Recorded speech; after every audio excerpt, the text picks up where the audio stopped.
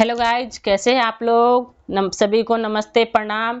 तो चलिए फिर से आज भजन नया सा सुनाते हैं जो कि बहुत प्यारा भजन है। तो चलिए जल्दी से स्टार्ट करते हैं। दौड़ल दौड़ल आइली मैया तोहरो दुआरिया पाटा खोलवा की ना।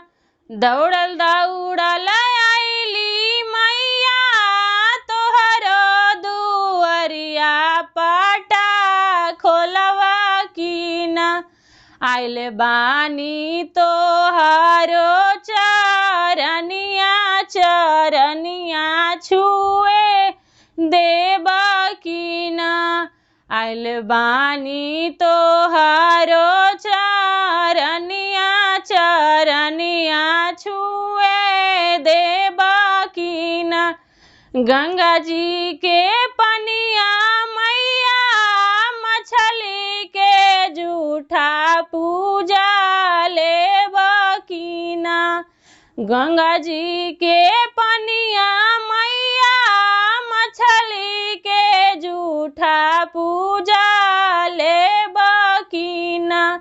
आइल बानी तोहरो चरनिया चरनिया छुए देबा की ना। आइल बानी तोहरो चरनिया चरनिया छुए देबा की ना। गैया के दूधवा मैया बछड़ा के जूठा पूजा लेबा की ना।